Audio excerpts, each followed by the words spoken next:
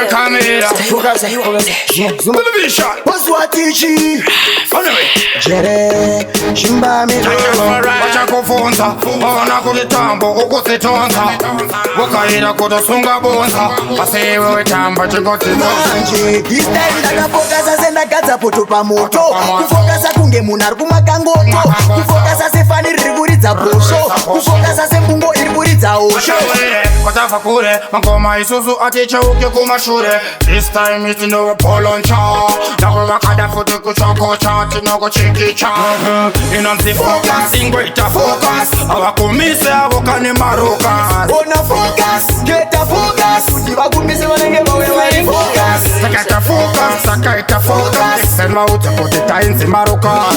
Ona focus. Unovari kupenga zvekudya okra nefocus. Nditi kurawoni vachindiudza nasisi tokasi. Hanzi vanangu musara sefokasi. Saka rafisimbisa focus. Vaye vanofokasa lingotimbotengesa zvebasa redu tototipisa. Vaye vanochipisa isu totodhurisa. Vataurire kuti tiri ngwendesa.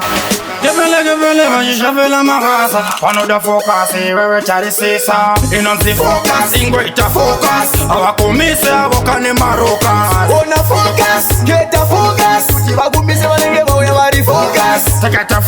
Sakaita focus. Selma ute kuti tainzi marukas. Ona focus.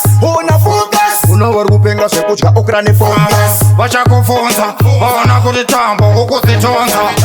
Wakaira kutosunga bonza. Pasiwe wetamba chingotizonza. Manje this time ndakafokasa sendakadza poto pamoto. Kufokasa kunge munhu ari kumakangoto. Kufokasa sefani riri kuridza bhosho.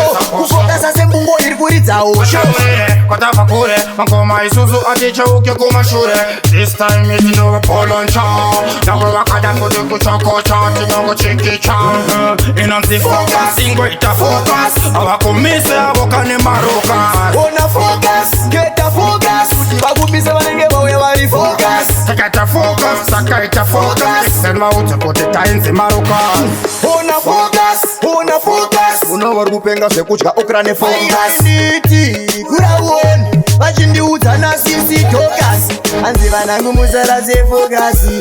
Saka rafisimbisa focus. Vaye vanofokasa lingotimbotengesa zvebasa redu tototipisa. Vaye vanochipisa isu totodhurisa. Vataurire kuti tiri ngwendesa.